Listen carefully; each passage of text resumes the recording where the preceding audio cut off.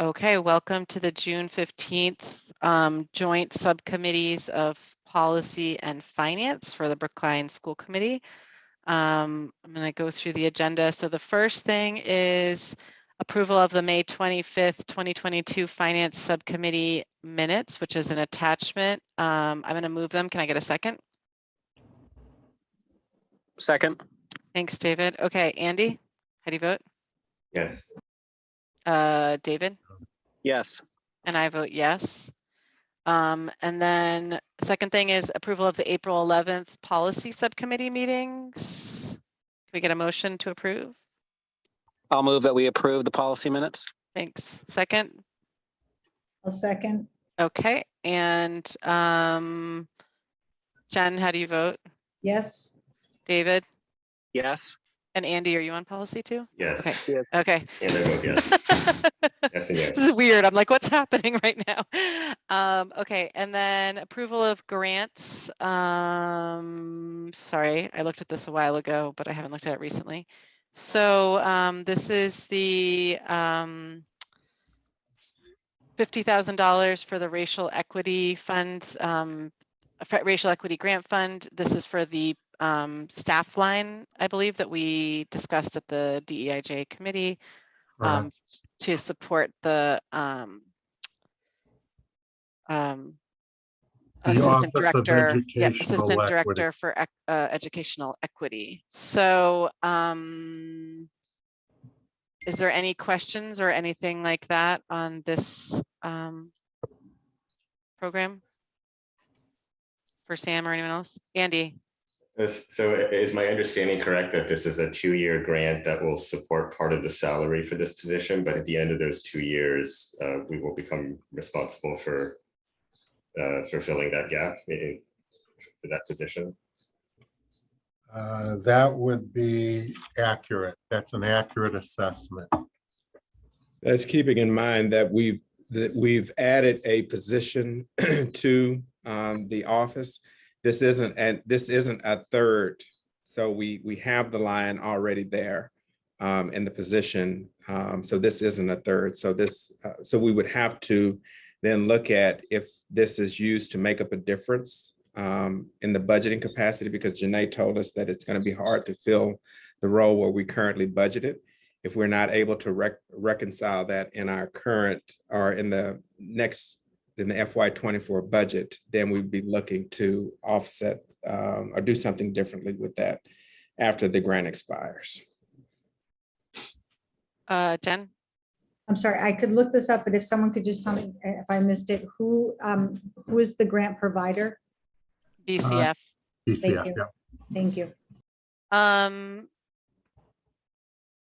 I'm just trying to find this, and I should have looked at this before, but I didn't get the chance to look at it in detail because it's been a crazy week. But can you show me where we've got, like, what did we originally say we were actually funding? Was it for a staff line or for a partial staff line? I mean, in the grant application, I'd have to go through the detail. I know, and I'm looking here. Because this says, I found it on page 5. It says we're requesting for an additional staff person. And I just want to get clarity, like, did BCF, have they approved the change? Is there any need for a change in scope, and have they approved it, given that originally it was proposed to be a standalone staff member and it's been then subsequently changed? My understanding is that Janae did talk with them, but I think it's worth clarifying that if we want to get that clarified in writing. I personally, like, I don't want to myself necessarily vote on this at this meeting. I would prefer to get that clarification that everyone is on the same page. And then we can vote on it at the full school committee anyway, but I would like to see that clarification from the funder. Appreciate that, Mariah. That's fair. Okay, so we'll park that vote for now.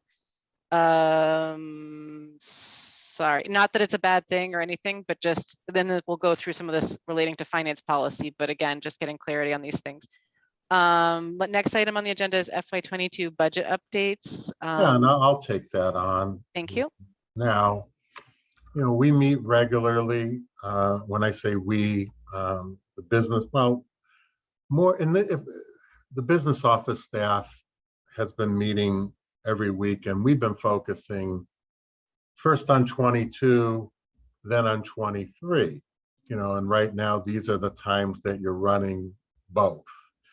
And since this is about 22, the things that are top of my mind, and therefore top of the people I work with mind, Donna first, is how are we going to close out? And it looks like we're going to close out right on track, and I feel pretty good about it. I'll feel a lot better about it. So today's the 15th. By tonight, I expect that we're going to get all the retro calculations for unit A and B to then know how big that number is and compare it to what we have slotted as money carrying over for last fiscal year, and then pay against, clean that and then pay this fiscal year. At that point, we would have had every unit retroed and paid. The only one left is custodial, which is settled, and we look to pay that out on the 30th. But again, that's, an $121 million budget, that's noise. Final teacher payroll is going to hit the 24th. And so around June 24th, which is a week from Friday, I will have a most excellent idea of how the year is going to finish. And then the fun begins, because we have from the 24th of June to the 13th of July, which is when it's closed. So you're looking, what's it? 2.5 weeks. And in those 2.5 weeks, we're really projecting the rest of the payroll, which we should be able to do because there isn't a lot of payroll left to project. There is, then we look at our revolving accounts and we make sure, again, none are tracking toward deficit. The only one that possibly could would be base, and it would be minimal. But we want to position ourselves that our revolvers are set. I fully expect that this fiscal year's appropriation will be fully expended and encumbered. There'll be no balance reverting. Our grants are on track at this point to either spend out or carry forward. And so really the management is in the revolving funds, certainly the major ones, and in the major grants to make sure they're on track and position. At this point, food service, and maybe for the next meeting, when we meet, or as I do year-end recap, I do have targets for where these revolvers, I would like those balances to land at the end of the year. In total, that's looking like, I would say, about $4.5 million. And the big ones are $2 million for circuit breaker, maybe another 500 to 750,000 food services. We've had a very good year there. And the materials fee, again, 500,000 to 750,000 there. So we're at, again, between 3 and 3.5. And the remaining $1 million or so are going to be base, because I'd like to put some money in there. Base, beep, athletics, use of facilities. You're going to help me, Donna, if I'm missing any. Those are the big ones, right? Okay. Yeah. You know, Not to that's cut you off, Donna, if you had some really exciting one left in your pocket. but that's sort of where we're at. And at this point, and we're hoping, expecting to have at least $1 million left in the ESSER, maybe a little, and my goal is to, a little more is a little more. But that's basic, and I'm happy to answer questions, but that's my expectation, and that's how things seem to be tracking at this point. Okay. Unless there's any big questions, we're going to get an update, as Sam said, at the July. We are going to have a July meeting, and there'll be an update on the revolvers and how everything else closes. So unless anyone has a pressing question on FY22, based on what you heard, we can keep going. Okay. Do we still have a quorum? I guess it's because Andy and David, you're both on, okay, policy and finance. Okay, this is a very efficient dual subcommittee. Yeah. The Okay, multiverse. okay, so what I'm gonna do now, are we up to the point of the meeting? I Yes. lost my agenda. Okay, we're up to the to the policy manual. Okay, so this is the plan, I'm gonna pull up the policy manual on my screen. We're basically gonna like go through it really slowly. I highlighted a couple of areas that I wanted us to talk about, but all of you, if you recall, everyone had a homework assignment from David to like flag the things. And so when we get to the part that you want to talk about, just holler. I've only gone to one policy meeting ever, so I have no idea if this is how policy works in general, but that's how we're gonna do it this time. Okay. Let's see if I can. Mariah, could you be sharing the track changes version? I cannot Oh, you can't, because okay. I marked up the clean version. All right. And So, yes. Okay, so we'll start at the beginning with subsection 1. And I'm not going to read the, is this big enough for people to see? I'm not going to read Yeah. anything out loud, just like I'm going to sort of throw it open for people to not even raise their hands because I can't even necessarily see you. Like, let's just maybe have this as a free flowing conversation as people read, and is there anything they're concerned about? Or want to see edits on or whatever else.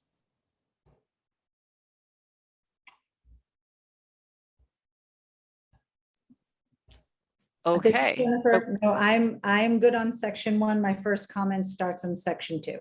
Okay. Does anyone have any comments on section 1 they want to talk about? Okay. So, and I want to make one note, which is, see how they have this source MASC, like most of these came at least in part from MASC. I think all of them possibly. They have this cross-reference, which is to their other policies, I think. We'll have to double check. Oh no, this is our cross-reference because this is about the formation of the school committee, but other ones have cross-references that haven't been updated totally. Okay, number 2, revenue sources. And I added in some language here that I also highlighted. Is there anything like on the parts you can see right now on A and B? Are there any comments that people have on A and B? I do for B. Okay. And Go for it. Linus and I spoke about this, and it's not unique to Brookline, but we're here to talk about Brookline. Is the case in point, without belaboring it, except to learn from it, is this grant we just accepted and the challenges thereof. Is that we're looking, and maybe the policy will help looking at this, is the intent and the goal is for any application for a grant should run through Linus or designee before and signed off before it gets submitted, so we don't have to do what we're doing now. And again, it's everybody's well-intentioned, but there needs to be coordination, especially when we, in this case, we budgeted a position, and then there's this sort of puts a fine point on it, the grant we talked about. But I don't know whether this, and again, Linus, please help, but those are and it's not unique. I've seen this in sometimes it's through the Leslie position, sometimes but it should be up to Linus to determine who he would have. We probably but ultimately, before it gets sent, there should be some cover that says he approves, and then he's aware of what's in it. Before we get to other comments, and I just put in some notes, I also put in, this was actually in the current section D, and it's not explicit in the draft. I thought I'd moved it into this draft, but it's not. But this is in our current policy that the school committee needs to know about applications first. And I did put it back in here. It could go to the beginning or wherever, but I did put it in here. And I think that ties also with what you're saying, which is just making sure that everyone up the chain knows what's going on too and is on board with those things. Andy, I see your hand is up. I guess I have a very quick question about this one, but I actually had a comment about another part of section B. My question about this one is just roughly how many such applications would there be in a typical year? Like, are we going to be deluged with memoranda every week. I mean, BEF, if it's, that's a big, presume, again, I'm new here, but in a place like this, I wouldn't be surprised if there'd be 50 applications in a cycle that maybe BEF funds half of them. Rest of them, I think, are onesies and twosies, I think. Okay, so it's not like a huge burden on the superintendent to provide these memoranda and on the school committee to read them. I think what we need to do is fully understand how much, because we do get quite a bit of these, but I think the exercise, I think it's worth going through the exercise just to understand how much so that we can track the long-term impact. So I think it makes sense. And I think we can, if we agree to remain flexible about revisiting it once we have a true sense, because I think the point is that because we haven't had a coordinated look at all of them, we don't know how big it actually is. We hear remnants of it, but I think it's a useful exercise so that we can truly understand the long range impact. Yeah, I mean, where it really gets concerning and where the school committee absolutely needs to know about it is when it becomes an ongoing commitment that we then then we're left holding the bag for it when the grant runs out. And there's more about that later on in the subsequent I'll hold sections. that for now. Could I ask my other question about section B? The last section in the first paragraph there, I don't actually understand what it says. And sort of the wider issue is, this is, I think, the first mention of cost centers in the policy. And in general, we don't define cost centers. And so I feel like either we should define what they are or else have a process whereby every year, we hammer out what that year's cost centers will be sort of in order to align with, our goals for that year so that the reporting actually, is helpful. It's interesting because later on in the document, or maybe it's earlier, somewhere it says cost center is a program. But what that means is also a little bit vague. So I do agree with you. We should have a shared understanding and a shared definition of cost center. I mean, I think it speaks to item B being too many things for too many people. And even within grants, there's this thing, and it's again a truly Brookline thing, is every fund that isn't LEA is a special revenue fund, only in Brookline. Grants are special revenue funds, circuit breaker special revenue fund, gift accounts are special revenue fund, revolvers are special revenue funds, which is maybe different. Grants are a subset of that, and I would say maybe special programs also, if it's not funded in the operating budget. And so when you look at that word, right, what's the definition? Because there's cost centers. A school is a cost center, a curriculum area is a cost center, athletics is a cost center, versus a program and versus a special program. Right, this needs work. Right, so the program could be like ELA. That's correct. But are we talking about ELA at the high school versus at Baker versus at, it could mean, or all of our schools? So I agree, it needs a definition. We need to work on that bit. Yeah. Okay, Andy, are you all set? Jen, go ahead. Actually, I think we all have, my comments are a little bit similar. I was specifically referencing, I was working off the draft, the altered draft that you sent, Mariah. So I read that one specifically and was making comment off of that one where it says spending plans at the same cost center. I did have a question about what exactly cost center meant, but I was sort of making the general inference that it means a specific program or set of programs, or so making that assumption, whatever that cost center is, the next question is, how will we know? This is an ongoing problem over the last several years, question that keeps coming up. How will we know if the grant stops? What are we carrying over onto the operating budget, and sort of how does that work? That's been an ongoing question. And how are we resolving that? And what are we putting into the policy so that and that's down here, but it does. And so it was a question I had when I was reading B that partly came up, I think, in section C and a little bit later. But it's an ongoing question. I just want to make sure that we do feel at the end of this review of the policy section, of the policy document, that we feel like we've come to a resolution on, that we have a very specific answer to that specific question, that we know what we are going to do, whether it's on the district side or policy side, of what do we do, what mechanisms do we have in place, so we have a set of procedures, what happens when there's a grant, and we know that we have to carry that over to the operating budget. And then my next set of questions sort of really got answered or became more questions in the section C. So I'm going to hold Okay. my next set of questions for C. Yeah, let's, this is making me think too, because like some of this breakdown, if I recall correctly, is from the legacy, you all were using the track changes version. I'm pretty sure that this was all, and so I'm wondering if it actually, rather than just more or less porting it in the way it was, we should sort of reorganize this B through D so that they're sort of one comprehensive section that, because I think we're all like, the B sort of like holds the punchline until you get later on. And I think that might be confusing to people. So having them in one section as opposed to 3 sections might be Well- actually a better way so that people understand it's all right there together. But Well, again, Well, it's. I do think, sorry, Sam, do you want to go first? Well, the only thing I was going to say is I go back to the all things to all people. What are we hoping to accomplish here? We know that we have entitlement grants, we have competitive grants, we have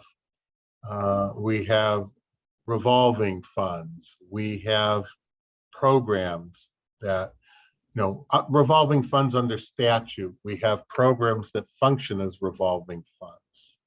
And then we have gifts. And, then the issue is when you look at this, to me, when it says from tax revenues, that's appropriation. Non-tax is everything else. And well, but the so, tax revenue is also entitlement grants, I think. well, Like I then we count need those are then we federal need- taxes. Then we need, okay, so if that's the case, more the reason to know and maybe parse out, what are we talking about and what is the burden of administration to the committee, depending on the type of program and its funding source. And an entitlement grant, maybe that's the least, because it's something, Title I isn't going anywhere. IDEA isn't going anywhere. But some of these other programs, maybe it's a year, maybe it's 2, maybe it's 4. And some of these other programs, we think it might be a neat idea to run a fee-based whatever program. And here's the model of why it's good and how it's going to be sustainable and how it might need a subsidy to launch. But, how is that all addressed without micromanaging so that the committee gets what they expect? Because all of the above is what's happening here. So let's make I'm going to say I'm just going to say rethink how we break this down, to your point, to be a little bit more specific to the different cases.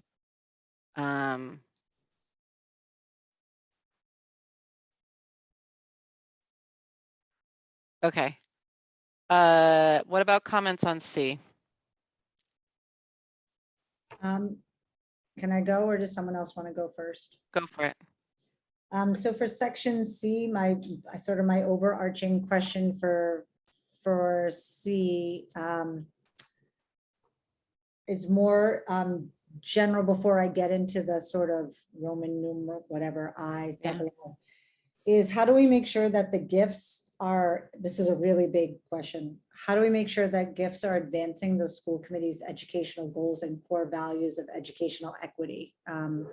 This is a big question that I feel like we've talked a lot about over periods of time, but is really hard to make sure that's actually happening across schools. When we have people, community groups raising money at different levels at different schools, how does that create educational equity? And then in one part of the document, it talks about the freedom to, like, not that there won't be limits I don't know, it's just, it's a complicated question, but I'm not sure how we can address Yeah. that within the policy, but it does, there are issues of equity, financial inequities across schools and across the town raised by the ability to raise money at different rates at different schools. So it is an issue. And what the money is spent on, and it's complicated. This is not a simple answer. I'm not just expecting us to answer this question today, but I do think it's a question that we need to think about and grapple with. Maybe people do have answers. I don't know, but it's a serious concern that I have. And there is under, I guess it's number 6 down below. It says superintendent will report to school committee regarding compliance with policy regarding gifts, I think somewhere under there. And I had a question, I think, about like that procedure, and like, I don't know how that's gonna happen, or when will that happen, or all school-based organizations. Yeah, I highlighted it too, because we don't, like, this is basically saying to the PTOs, submit your annual budget and like your big programs, but some of the PTOs have varying capacity to do this. And submitting a program that says something like at the level of detail that they might submit might not actually capture what's going on, right? So Can I offer something, maybe? yeah. I mean, I worked with Jim Marini for 5 years in Winchester, and this is dead on point. It's a Jim Marini story that became a Sam Rippon story. Same issue. Sam, we're having a meeting and you can handle it. This is very early in my administrative career. We're having all the PTO presidents and treasurers and school council chairs in a room, and you're going to talk about equity and their fundraising.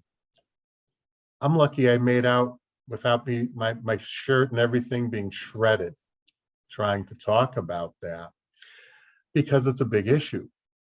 And I certainly wasn't able to solve that. It's a third rail issue.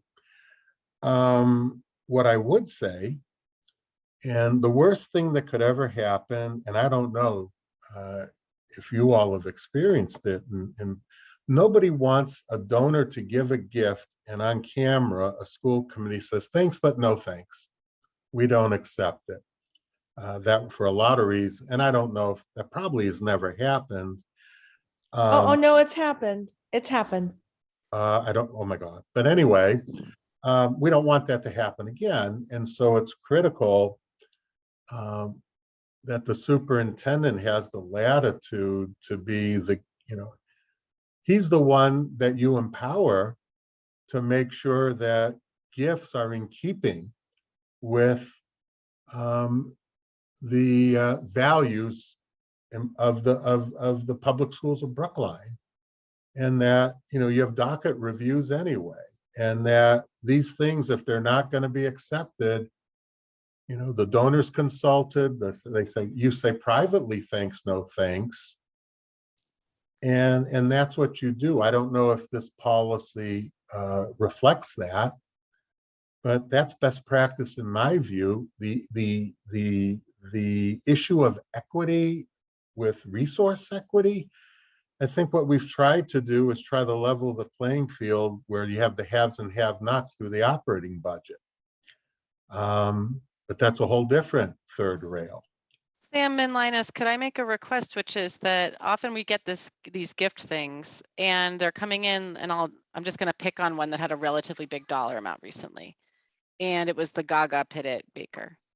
And I don't believe we got any documentation about, for example, how this aligns with, did we already have a plan for Gaga pits at every school, or to improve, like, was this part of a plan or anything else? And maybe then that way, if everything we're expecting it, that it's not just in consultation, but the superintendent's drafting some sort of documentation that goes with addressing A, B, and C. Like, these have to be, literally, there's a memo that has to address all 4 of these, which I think gets to Jen's point and Andy's point, right? That like, it's aligned with what we all agree is the needs, right? And but like maybe it's helping us accelerate our plans, and that there's not necessarily on future, staff lines or anything else unless we all agree to it, and or anything like that, right? So that we can talk about, and then the equity is the last bit.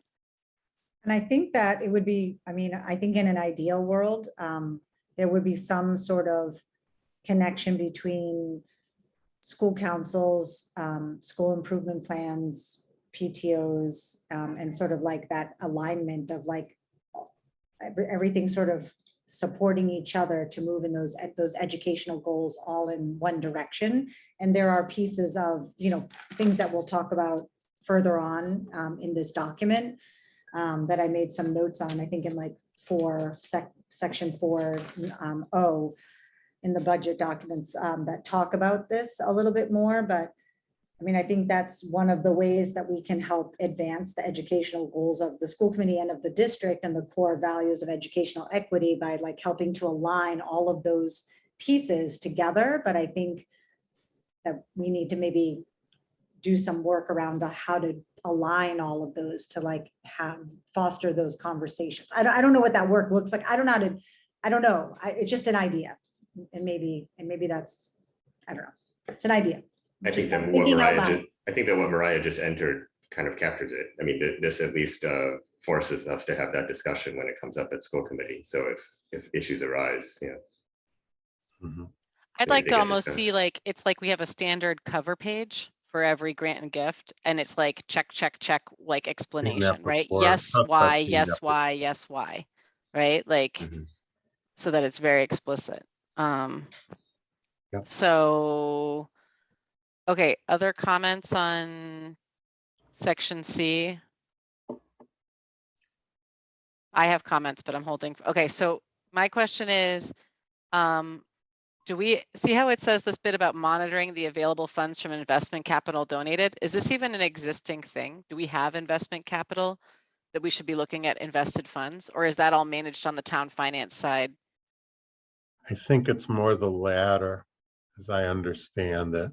And do we collect the interest from that, or what happens with that money? Like, what happens to money what happens to the interest collected off of these Depends funds? on the investment. I don't know. Some might be invested in equities for all. I mean, that's through, I think that's a town treasurer question, and I can talk to Justin. I've got to call into him anyway. Okay.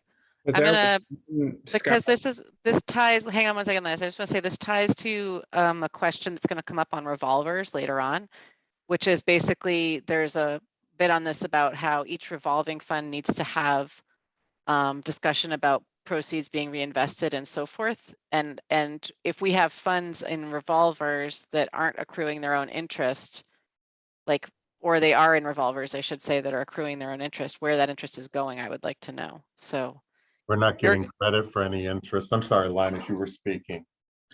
Yeah, I was going to say, and this may be slightly different, but there are some of the, because I thought earlier in the year we moved a scholarship endowment for someone, but I'd have to look back at it. But this conversation made me think about that. But I think it does sit on the town side. That was my understanding. So Okay. I just want to just circle back to that just to make sure that's connected as well. With well, I think it's revolver, going to come up again later on. I flagged all of the scholarship topics, so I think there'll be more to get on that. the revolvers, I can tell you, again, I just told you the goal at year end is, let's say, 4.5 million. And at any given time, there's money, right? Especially circuit breaker. But we don't get in, I mean, the town, I know how we did it in higher ed, but the town, the treasurer manages cash flow and cash. And now the way interest rates are, there might actually be more than like zero. And I don't know, I've never in my experience seen that distributed back to the end funder source. It's probably part of the overall general budget that is revenue. that is part of the town's 350 million investment income would be and I got to look at the town budget. Yeah, know, there's but- a bit on that. And that's fine, but that's why if it's not a thing, we shouldn't have it in here anymore. If it is a Okay. thing, we should be doing it. If it's not a thing, like if we have investment that we should be looking at, we should be looking at it, which we're not. Understood. Yeah. And if we don't, then we should just get rid of this. Definitely don't get interest, that I can tell you. Okay. So, there's this revenues about this. I said move content from section K here. I also just think maybe it should just point to section K, just like the fact that we have a whole nother section about the use of school and property, but we don't point to it here. I would like to have a pointer here. For everyone who doesn't know, that's about the policies around like rentals of the school space. Okay, so we did talk about this section 3 here already. Is there anything else that people want to add into the conversations we've had so far on this? Okay. This, Are we, sorry, are we did C? Where section are we still in? Do we get to D revolving funds yet? not yet. We're Okay, still, we're sorry. above Thank you. revolver still. Yep. Okay.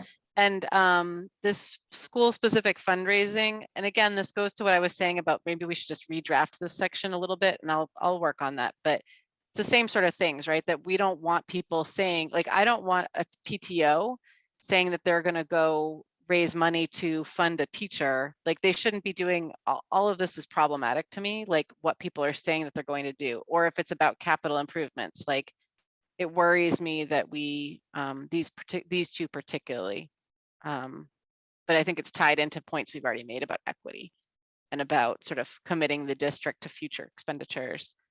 Well, they're two separate things, because I was a PTO treasurer in a past life, and I helped raise 30,000 to do a shade structure at my son's elementary school. So that's the only way there, which is also called an outdoor classroom. I agree with you with ongoing recurring personnel expenses. That's a no-no, but Well, they're both a no-no. If one school, if every school would love to have, and this came up, Sam, so you know, with like the Heath Auditorium, and the Heath parents wanted to be able to, I think they were trying to fundraise maybe $1 million to develop their auditorium. So it's not like an outdoor classroom, but what does it mean if one set of parents has the ability, you know, to do large scale capital investments and another one doesn't? that's part So of the larger equity issue you spoke of earlier, right? Correct, right. So that's what I'm Right. saying about the capital improvements or so forth. And I think, again, this is somewhat still like on the same issue, right? Of like, what are they allowed to do, what's not? But again, when it comes down to things like, and this is a concern, I will say different schools do it differently. Like, you know, some schools provide hundreds of dollars to each teacher in reimbursements every year for materials, and other schools don't. And we want to foster that, but also how do we make it so that, I think it's about workplace and environment as well, and student experience, how we have that be fair. And I think it's a huge issue here, and we need to talk a lot more about it, I think. This was the highlighting I said just about like, are the PTOs doing this? Can they do this? I'm not really sure. I think it's like aspirational, and it does say they're encouraged to submit, but I will say that as a former PTO treasurer, I actually did submit, and it was never sent to school committee. I asked about it multiple times. No one ever gave me feedback on it. It was never voted for approval. So like, we need to be ready as a committee to actually look at these and accept them, maybe alongside the school improvement plans. If we're going to put this in the policy, we should actually be ready to handle it all the way through the system. David, I see your hands up. I would be inclined to not outright ban any type of fundraising beyond the permanent personnel costs. I agree with Sam, that should never be allowed. But the rest of it, I think each school committee member, each superintendent, and hopefully this policy lasts us a long time, which is why I'm saying each superintendent, might have a slightly different view of what's equitable and what isn't. And without knowing the specifics of the proposal, it can sometimes be difficult to know which side to go on about whether to approve it or not. So I would think that what we would want to do is require an application process, not say you can't have a school-specific project, but it has to be presented to the school committee. And we could also have that language about recommendation of the superintendent. So there is an avenue that can be pursued, but there's no guarantee that it's going to yield the result the PTO is looking for. Yeah, which I think ties in with what we're talking about having sort of these things be an explicit documentation and consideration of those. That's good. Okay, we're up to revolvers. And some of these are by right. Some of these are by statute and some aren't. Some of like the fact that base is a specific thing. So do we even have a summer school revolver? Some of this wording I think is, oh, we do. Okay. Not a lot of money goes into it, but we have one. Okay. And my question was, and we have, right, the community use of school buildings, school lunch and athletics.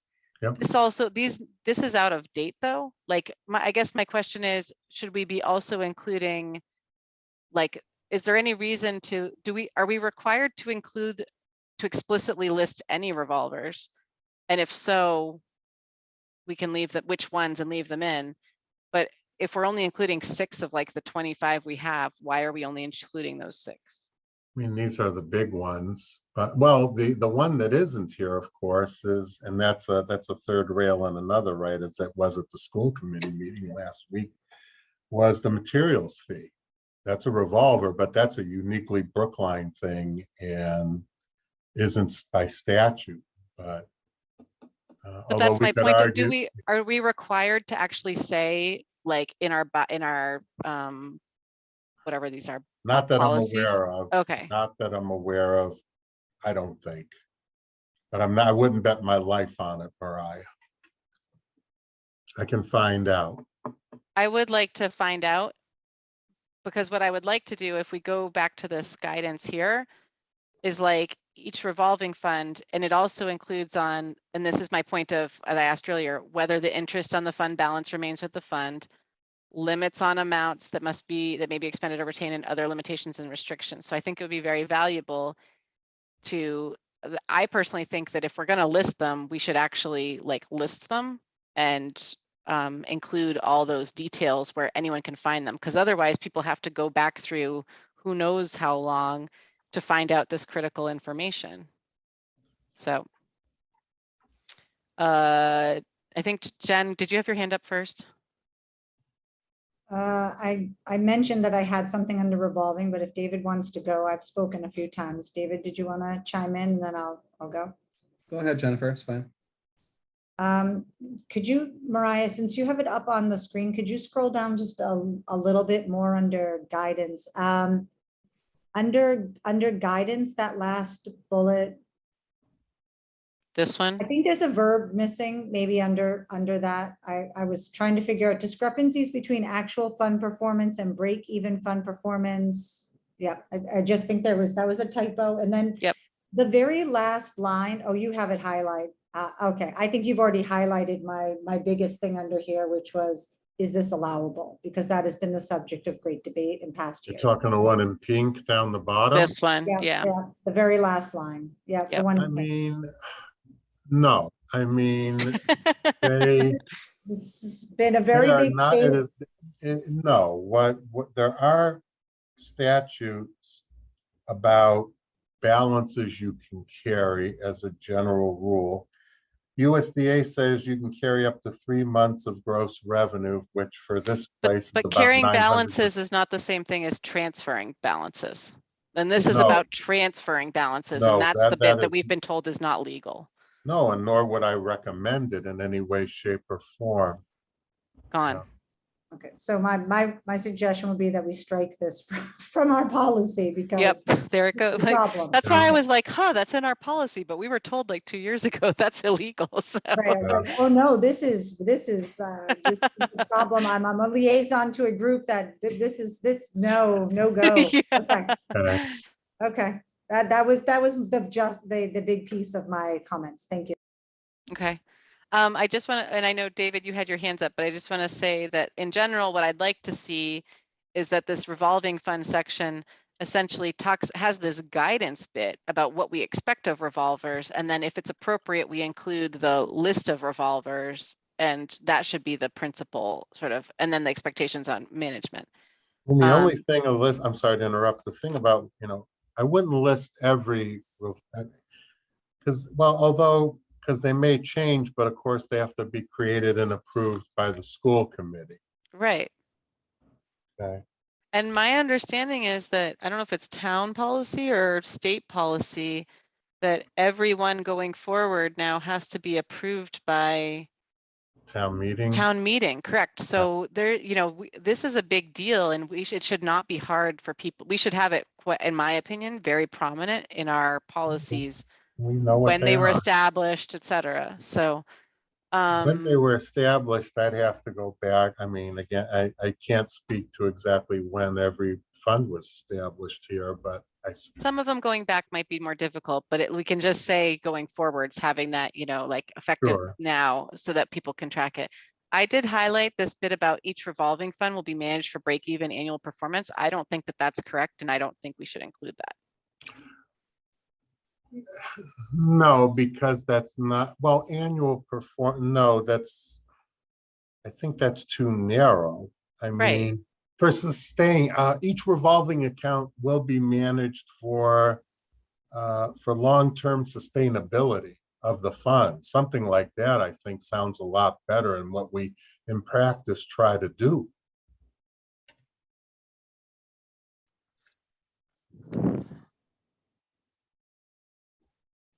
Okay. And then I just want to highlight that this talks about applying indirects to revolvers, and I'm not sure that revolvers have indirects evenly applied to them. No, the grants I know do to a great extent. That was Our grants do not have indirects applied to them evenly at all. they When have I look at your indirect- grant applications, they're not fully loaded. They don't include benefits and stuff. They might sometimes include like pension, but they're not fully loaded. Yeah, well, so here, you're correct. So the point here shall be applied with, let me just remember, budget all direct and when allowed by statute, direct and indirect related shall be applied. It'll be close.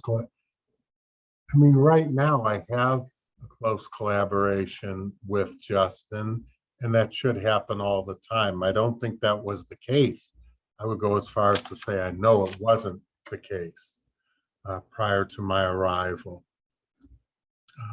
And it's something. I'm gonna flag this. I would ask that you check in on how you want this wording to be. Yeah, thank you, because I mean, because it's really up to you. That whole thing is really up to you. And it's important. It's probably not my top 10 right now, given what we're trying to do, but it is important. Okay.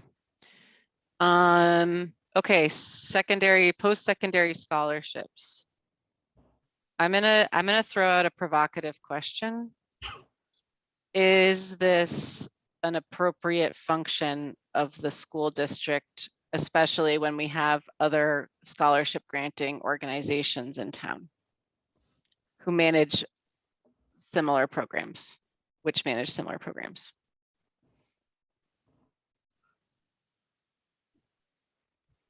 David. I would like to eliminate this entirely. I don't think it's appropriate for us to be providing scholarships to our graduates. And there are other organizations, as you said, who can continue to provide that, but that's not really school committee purview. Andy. If we stop doing it, though, what would happen to the existing scholarships? Like, who would be willing to take them over? I expect BCF or BEF would be willing to accept, they would steward those dollars going forward. Almost certainly they would the scholarships could be transferred to them for administration and stewardship. Okay. We can confirm that, but in other conversations with them about other venues, that was certainly not, anyway, it's been something that they've been open to on other venues. Go ahead, Jen. How many scholarships are we talking about? There's a lot. There's like 80, 90, 100. What? And they're What do you typically like 250 to, am I remembering right, Sam? That's what I'm trying to remember. I've seen the Yeah, and list at one point. Yeah, and they could be up to maybe, could be 1,000, 5,000, yeah. yeah. Most of them are like in the $250 to $1,000 per year range. And I want to say there's around 80 to 100 of them. But they're there's like privately a staff. funded. Yep, they're right. They get privately funded, and there's a staff person at the high school, I think, who administers them. And there's a lot of paper. Maybe there's 2 staff members, maybe part-time, who manage this, and there's a lot of paperwork associated with this and going out and doing that. Nancy. Are they endowments? Are they like, is it? Where They're like, not endowed, at least as far as I recall. Like, they're not all endowed. I'm So- talking out of turn. This is probably a staff question, really, more than a Mariah question. But Sam, correct me if I'm wrong. There's no endowment. They're not operating off of the interest. They have some sort of front-loaded value in them, and sometimes they get replenished or not. Again, I expect it's a mixed bag depending on who the source of the scholarship is. So I don't want to make a blanket statement that way. and have we been managing them? Like, are these one-off? I guess I before I take up anybody's time, I need to like look into these and see where they are before I start asking a lot of questions. Define manage, I guess what I want to be careful of, and this isn't unique to Brookline, is there's a role for the high school administration guidance to work with the organizations who are funding it to make sure the right, there's a good distribution, that not everybody, the usual suspects get all the money, and that's probably a staff function, managing the money and telling us what's available from where is outside. I don't think that's part of this policy. And basically, What do you mean you don't think that's part of the policy? well, if we're talking finance, fiscal, right? So I mean, it has no impact to the operating budget in that students will get what funding is there for scholarships. We're not putting any money in. But we pay staff time to manage this whole thing. We're paying people's time to do this bit of it. I mean, to some extent, yes. I don't think there's a full-time, I would like to think there's not a full-time equivalent person just doing this all year long, but again, those are again, and I can dig more into it as well. Again, it's likely there's some that pay as they go and give money to give every year. There's people, maybe there's a bequest of a lot of money and there's enough corpus that the income alone pays as it goes, and everything in between. My experience as a PTO treasurer, and there was like a Pierce student scholarship that's awarded at the high school, was that basically it was pay as you go. And since we've been on school committee, I think we've had 1 or 2 of these, which were essentially bequests, and the initial dollar amount I don't think was enough to be an endowed scholarship. It was essentially going to run out at some point in the future unless it was refreshed. Got it. But again, that doesn't mean that's all of them. Sam, can we ask that, and maybe this is a question for you and for Anthony to come back to us? I don't know, Linus, are you still here? I can't see everyone.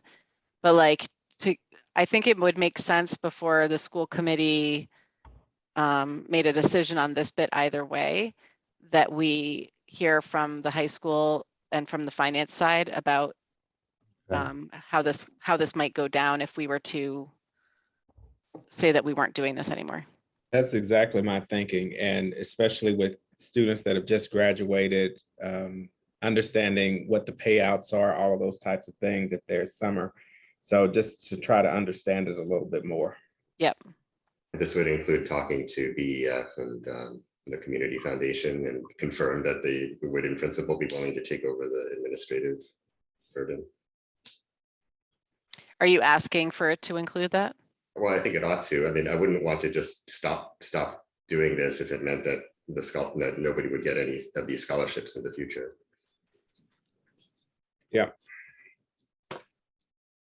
Also, And it'd be I think the helpful other to- one is the innovation fund could also pick up to see who might be willing to pick this up.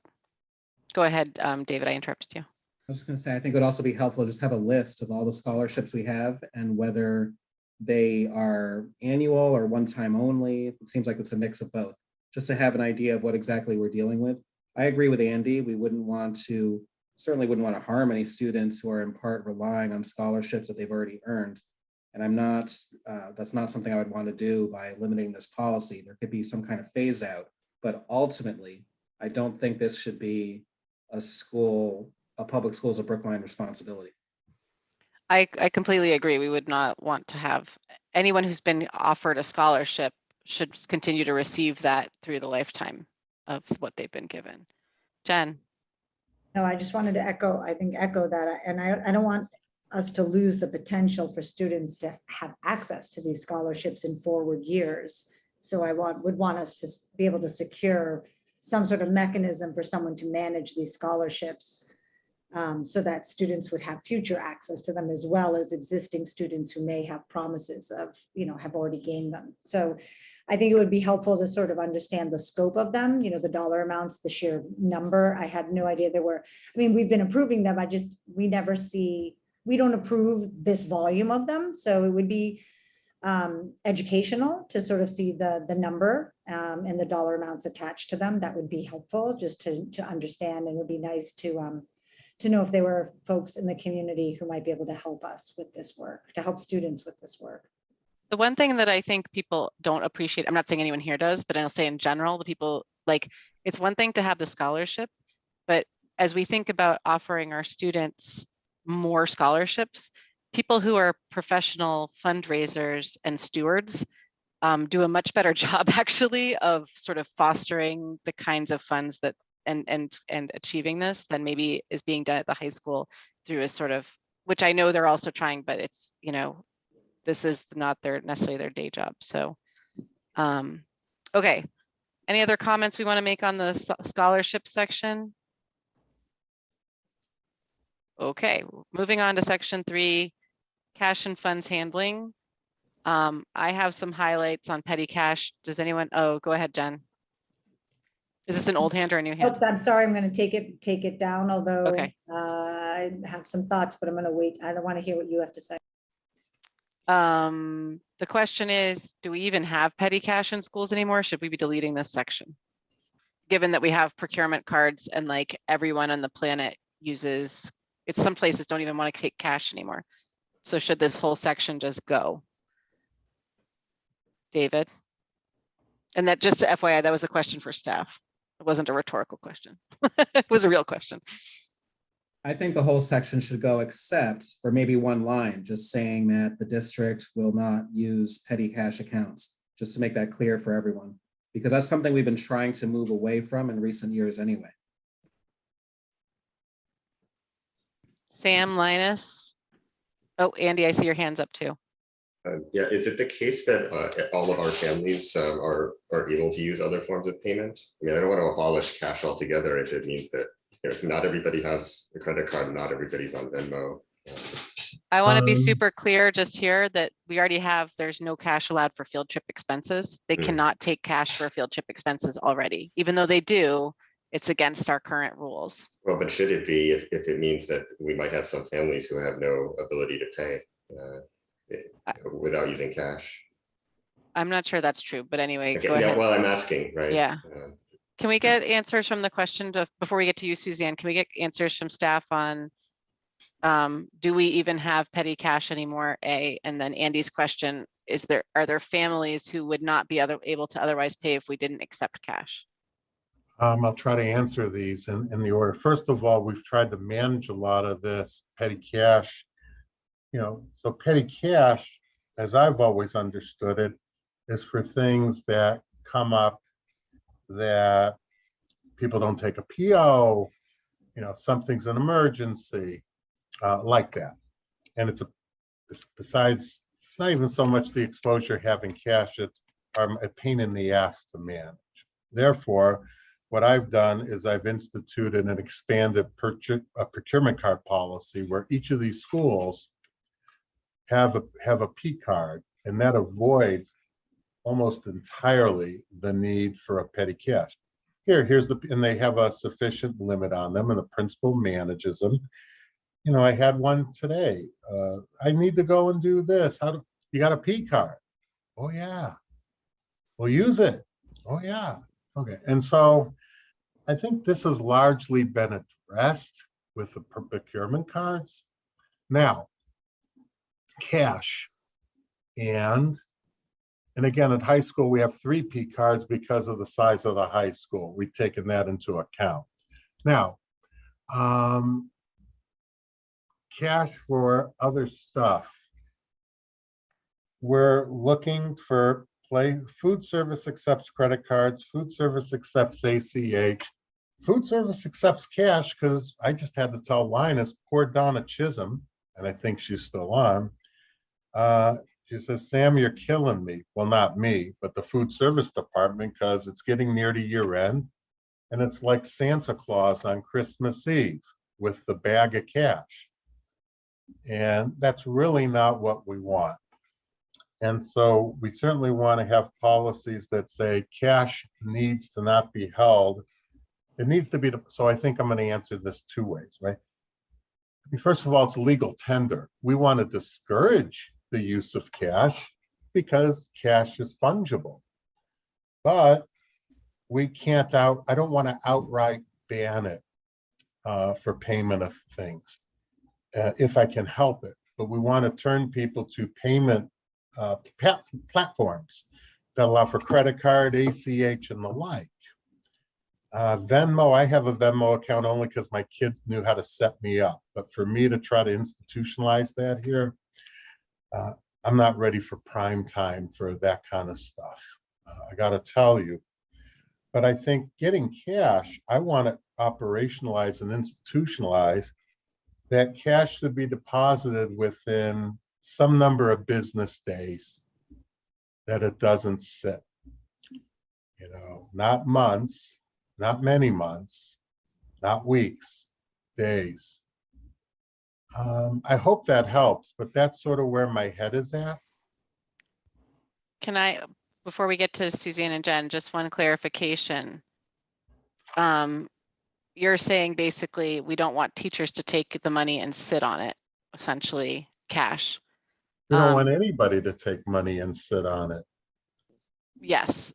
So do you have a mechanism right now if a teacher, what is the mechanism right now if someone hands teacher $15 for a field trip?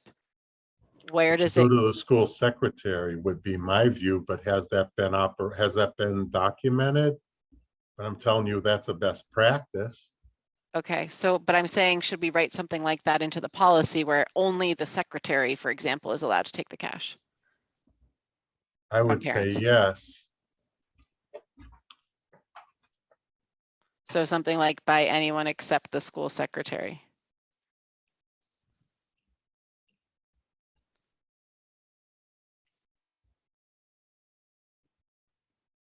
Right. I just wanted to say I need to leave in 10 minutes to pick up my son from a field trip.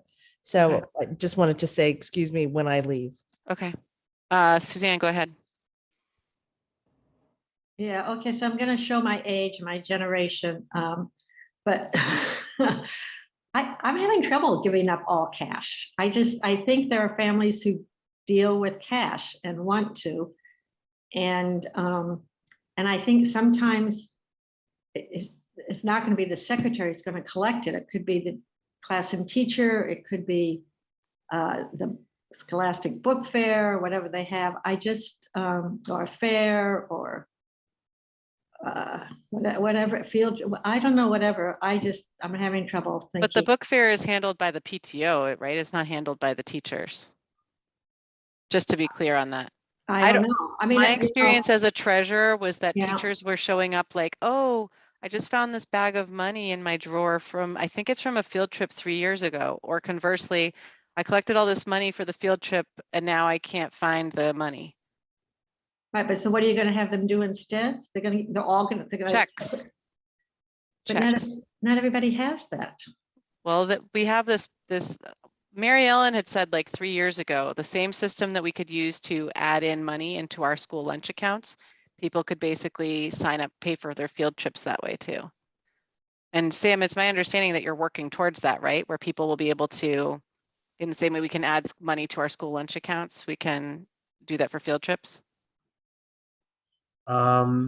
It depends how granular these things get through. I mean, certainly there's a platform that I'm pursuing called Unipay Gold. It's literally all over the state. I think Brookline's might be one of the only districts in the state that doesn't use it.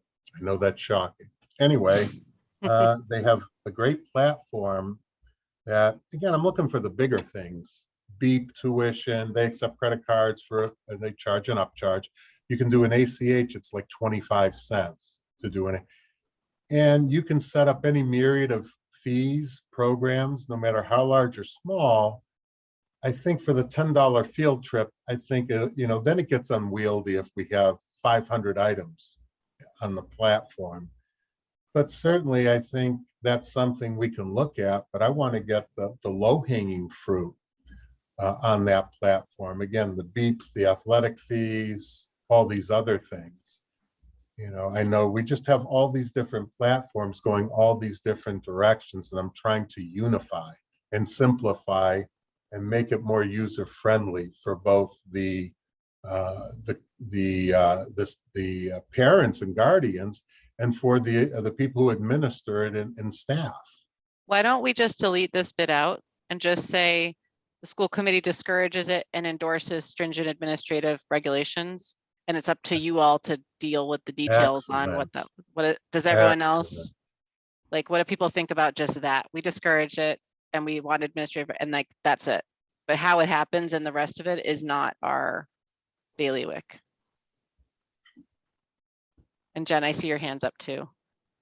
Yep, so I'm gonna weigh in on the question you just asked, which was, how do we like that language? And I like that language. That was gonna be my comment. I'm gonna take my hand down.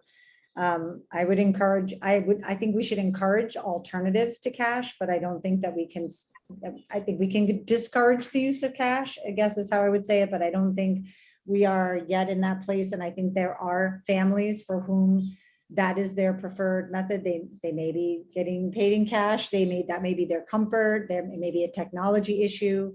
There may be families who do not have checking accounts, for a number of issues. I don't think that we can make that assumption. So I wouldn't be comfortable saying we can't use cash.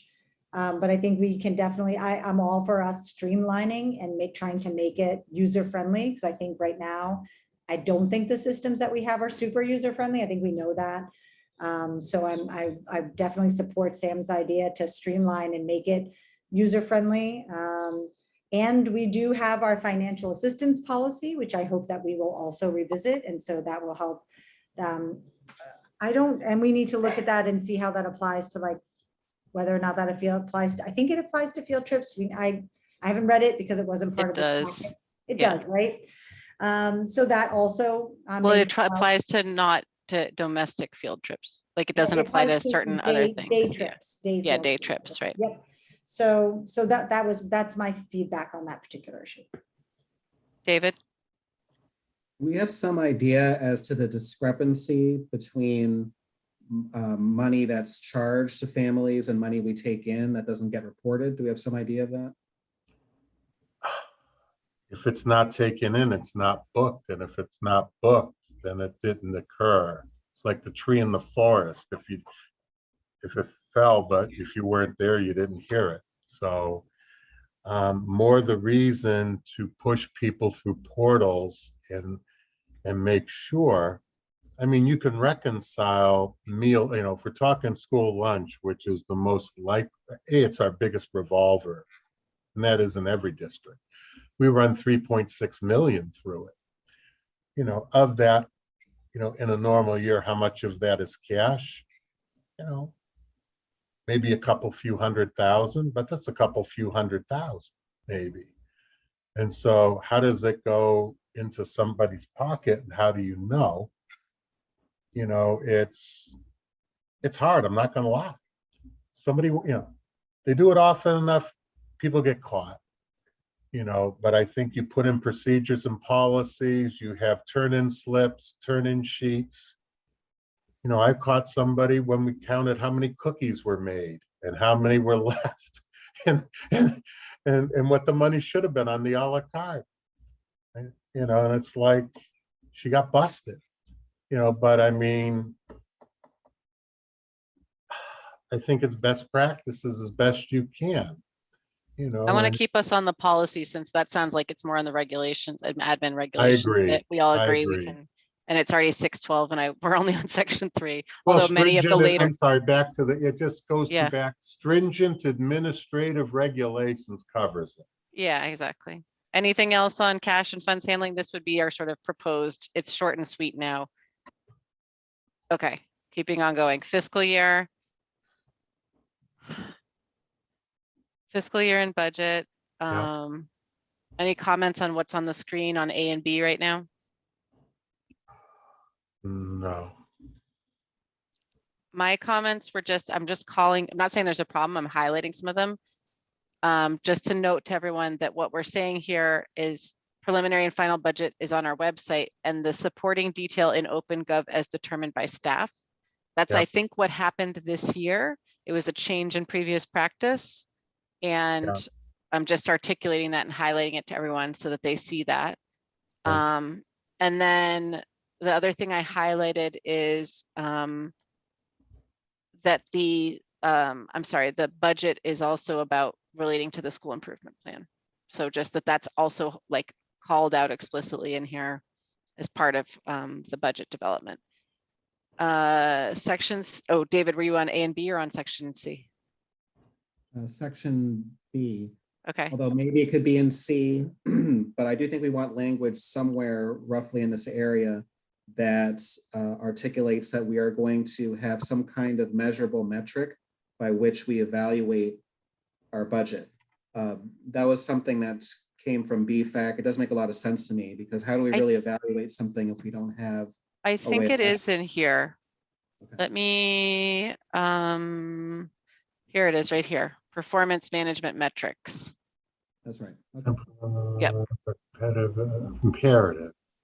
Yep, comparative evaluation of budgetary decisions. Now, is this what the wording we want? Let's think about that, but it is, but there is some metrics. Well, it allows for it. Yeah, but I guess the question is, you know, and also I think there's another verb missing here, performance management metrics to allow for comparative, something like performance should be developed that allow, something like that. So comparative evaluation, like compared to what? Exactly. I'm wondering if this is the right word Yeah. or if it's just evaluation as opposed to comparative evaluation.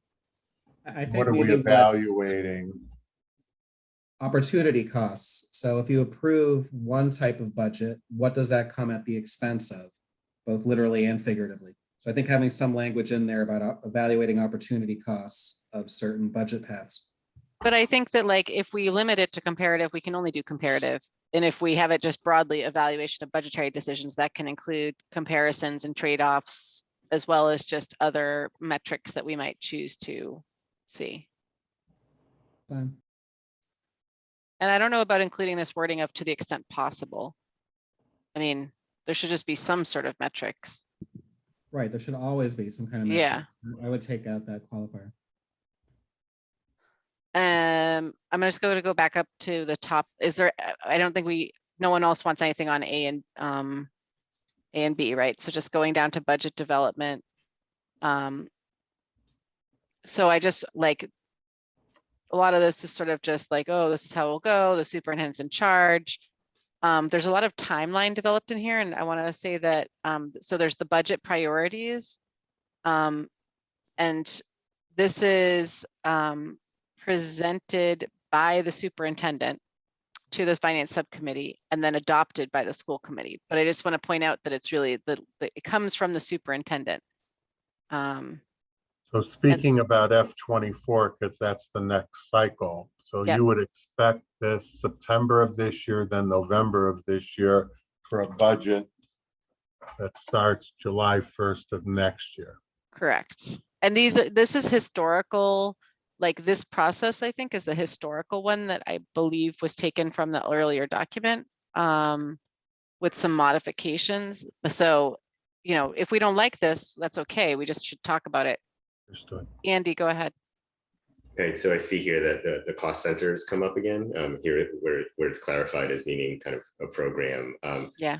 I mean, we're probably not going to solve it right now, like, you know, what is a cost center, but should it be something that sort of the school committee and administration work out each year what that year's cost centers will be? No.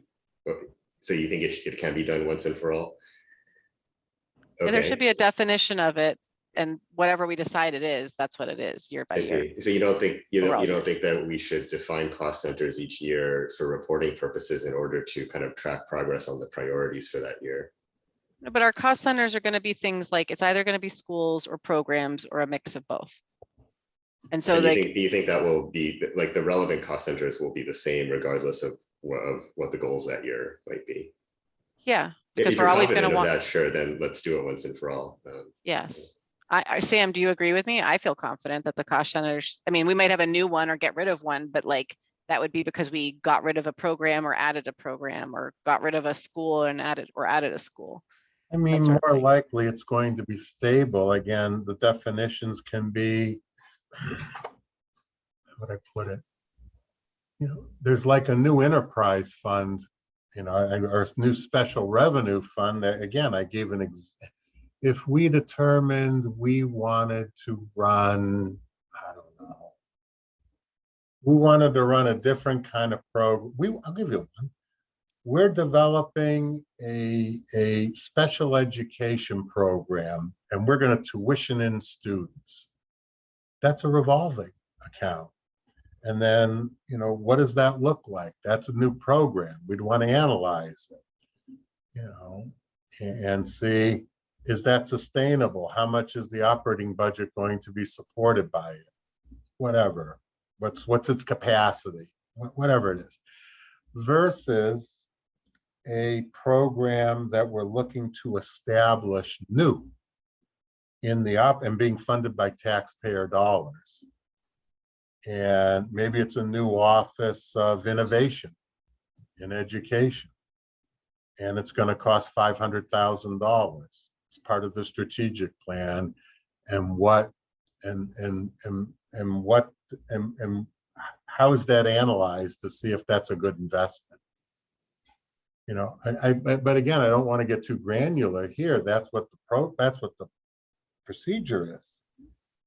But I think we can articulate it. Maybe Sam and I can just we sort of started doing that work this past year.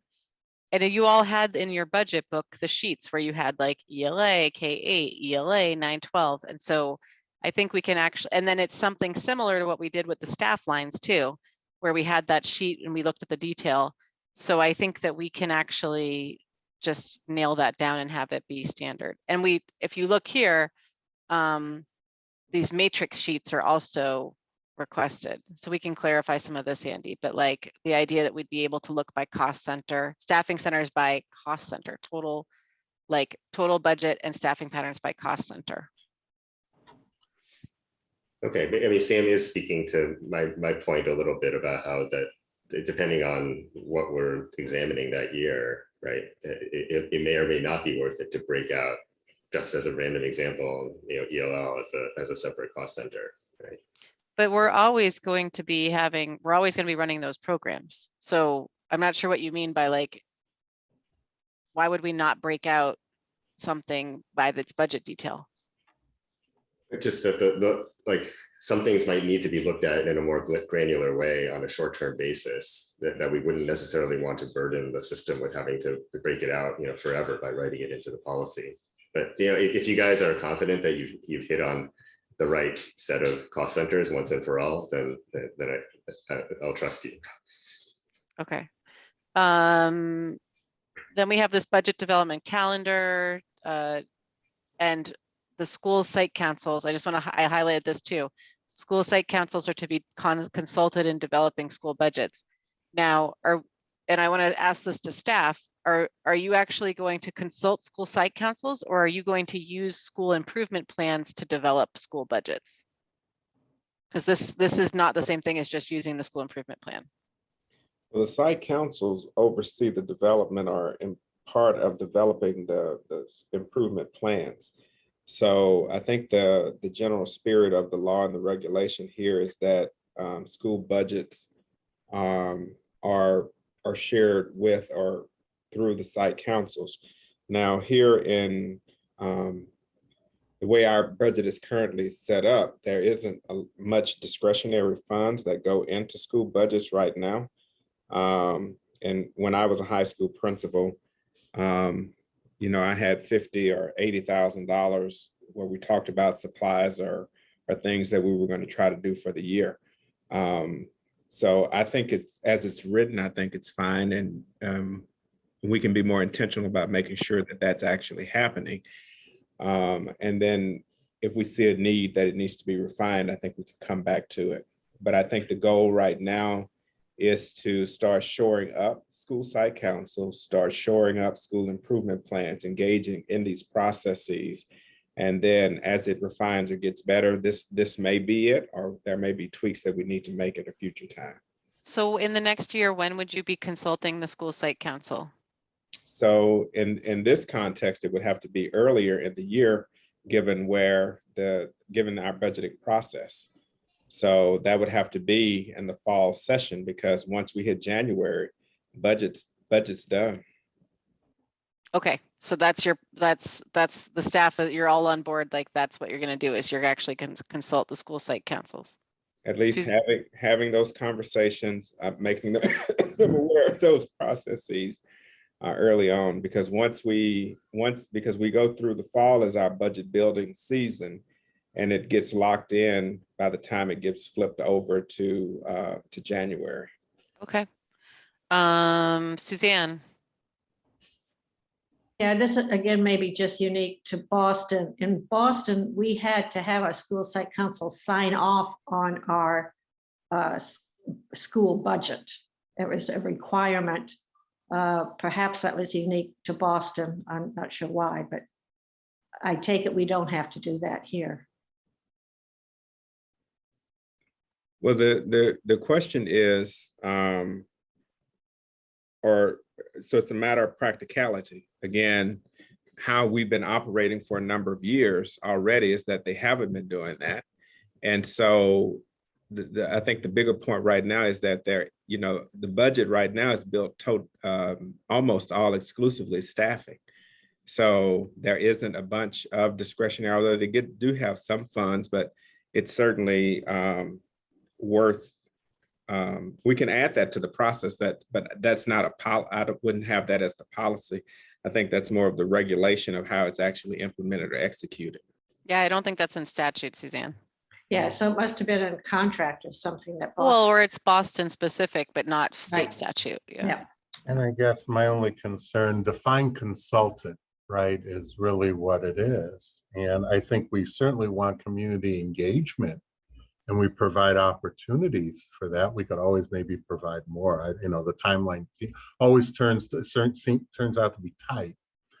I look at this as sort of a funnel. I look at things as a pyramid or a funnel. This is a funnel where it starts with, a strategic plan, which is, drives the goals of the district, which then drives the budget priorities, which then gets disseminated down. And at the same time, working upward, and I was on a site council, was in a past life. And, they're supposed to, with their school, make sure that they advocate for resources for the school. And ideally, these should align. And I just don't know the exact process that you would specifically have, short of their council meetings, where it's really, I think it's the principal who's the co-chair. And that's what I recall, was the principal sharing with the site council, because they're in our leadership team and they know, here's the vision, here's the goals, here's the plan. And the schools are going to have to be, needs to be some alignment. Oh, all right. Anyway, thanks. Jen, Can you just tell me, can you scroll up for a second, Mariah, and tell me what section, what letter we're under here? see, Oh, all right, I think, so my comments were actually way down in O and P, but they are directly. I renumbered this because the numbering went on from each main section, and so that was incorrect. So you might be. All right, so this stuff because it's all like directly related to this. So it was all under budget and it was all about like school improvement plans. And so it was the part of the section was the school committee sets the educational and fiscal framework and that the school improvement plans assess next year's needs. So it was directly related to the conversation that we're having right now, which is figuring out how the school improvement plans are going to impact next year's budget and sort of the timing, because we're sort of off schedule right now. And just wanting to ensure that, or I guess trying to ask, how are we going to get onto a plan? And we've sort of answered part of this. How are we going to get onto a schedule where site councils are meeting and informing the school improvement plan and then getting that information to the superintendent so that the superintendent can incorporate that into the budget and then share that with school committee, because we would then need those well in advance in order to actually incorporate those into our budget. So we're just really off on the timeline as put forth in this policy document right now in reality. So I'm wondering when we would actually be able to get that sort of all aligned. It's going to be. Well, that's what I'm confused by too, because like we had those school improvement plan presentations in was it January and February? Right. Right. Yes. But remember that was a specific response to a request that you hadn't seen those before. No, So- I know, but when does it usually happen then? So typically, well, the issue is that with our budgeting timeline, the town budgeting process, it's much sooner than I've seen in other districts where the budgeting process slides back a little bit further. So what I had the school site councils do and the school teams do in Lowell was, well, number one, it was they typically wrote 2-year plans, so that gave some slingshot opportunities. But right now, I'm more concerned about the quality, because again, this assumes that every school has a functioning site council. And so that for me becomes step one. So this line in here is not going to make or break us. But in terms of how it normally happens, because again, remember, a number of districts use state scores. Those state scores aren't official until August, September, that time frame. And so if you're looking at interventions and those types of things for those students, so it always has some degree of being out of sync. But the bigger picture is, what are your 2-year, your 3-year goals that you're working toward, and what refinements that you need to make? And you don't just do those within the budget cycle window. Well, that's why I'm confused. Hang on one second, Jen, because to my mind, I was sort of suggesting that the school site councils or those plans had been presented to us in January, and I'm not sure why you wouldn't use those January presentations to inform the budget for the next year. To me, we were trying to do too much by consulting the school site councils as part of this, and I would rather see that those school improvement plans were then used to guide the following year's budget. Rather than trying to we have to have 8 meetings also in August and September, that's just too much. So I didn't say that explicitly, but that's what I intended was consideration, the requirement that school improvement plans be used to develop the school budget. Yeah. I mean, or I could envision that the superintendent, if they're not presented to us because of docket preview and the superintendent collates or coalesces this information and informs this budget process, and then the presentations come to, I don't know. or we adjust our budget development process to, we just need to make the timeline work. So we're getting the information we need in a timely manner. But we're So not that- getting that data. We're not, the staff are gonna develop the budget. Right. I'm just saying, like, whatever the process is, it just needs to all make sense. And I just was reading this and saying like, okay, I just don't know that all of this information is lining up, is all.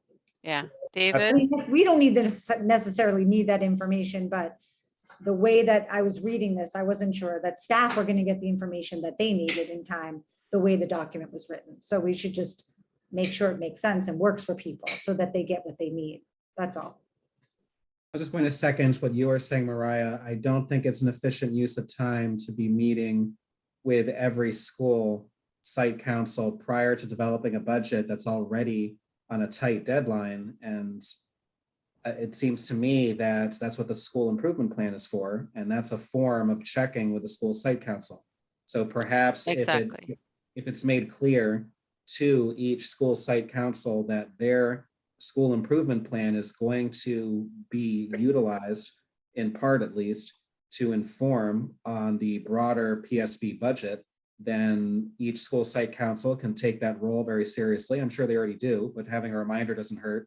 And that will save staff a considerable time. It can focus more on the actual budget development. Sam and Linus, does that change work for you? It's really saying you're not consulting the councils, you're using the improvement plans that they've drafted to inform your budget development. That will work. Better. Okay. And Okay. The other thing I highlighted here, and again, anyone speak up, is just the question of the long-term capital plan with a 10-year horizon.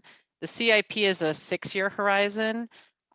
I actually would like us to have something that's, I would like to say at least a 10-year horizon, because when it comes to our buildings and everything else, I would like us to be looking out beyond the 10 years so that we can start having that longer term perspective. And that ties with what we've been talking about in capital.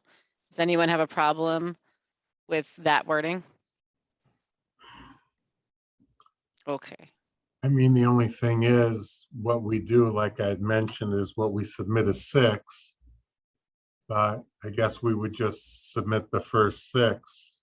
And That's what they do for rec, Parks and Rec. They have a like 30-year plan, but only the first 6 years get submitted. Okay. I'm going to keep going into section 5. This is where things start to go faster. Only thing I wanted to highlight here is, again, this is the question of cost centers, but do the transfers, do we want to have those, is that the right level that we want them like in our quarterly reports that we can request for transfers, or do we have those presented at some other time frame? And this is a question for staff as much as it is for the committee. You know, what's reasonable and what do people want to see and what do people want to deliver? I guess I'm sorry, for me, it's always been after the fact that you put them in, you reflect them in your, because there's 3 columns, original budget, adjustments, and then revised budget, and the adjustments are reflective of the transfers. The only reason being is by the time it goes to committee, you know, if we have to wait that long and can't, you know, then things will grind. And I'd rather, as you know, I'd rather have expenses go to where it belongs versus where it's budgeted. We can move the budget. So I think it's about notifying the committee, and the committee should approve and accept the report that includes, and you know, we can, and then, you know, have the backup, maybe a list of what those transfers are with a, you know, line by, you know, just, it's not going to be that many lines in a particular quarter, or it shouldn't be. And then there could be questions, but you know, that would be, I just don't want it to be a precondition where it's going to grind things to a halt potentially. So what we're talking about in this case is, for example, you need a teacher, like maybe Baker has a line for a teacher, but you don't need them at Baker, and Driscoll's short a person. And so it would be saying, can we have this person over at Driscoll instead of Baker? Or we have a line for a world language supplies and we actually need them for, math. And can we transfer that? Do you think that that would grind the district to a halt at that level? Say that again, I'm sorry. Okay, so in the case of staff, we're talking about the cost centers and this idea of cost centers being basically like a school or a large program, right? So one example for this transfer would be, Baker has an extra line for a teacher and they don't need it and Driscoll does, and so they have an unfilled staff position and we're going to move them to Driscoll. That would need to be approved. And you're saying that kind of change would grind the district to a halt? Again, only that if we're doing it quarterly, we need to be able, and I'll let Linus help because this is more teaching and learning, but with personnel, they'll get paid. Munis won't grind paying people to a halt. I can wait, but I don't want to knowingly violate policy where you're saying we can't do this until you approve it, but then you only do this every 3 months. Well, why don't we just take out the 3 months part? You just present it to the school committee for approval at a meeting that we have. We meet every other week or so. So it's not like you're going to be paused in perpetuity. And I guess that goes under ed reform where, I struggle. And again, I struggle. I haven't seen that in my career where transfers of positions, as long as we're not deficit spending the budget, have to be approved by committee. I thought that's pretty much under the purview. This is the MASC canned language. This wasn't our language, just to be clear.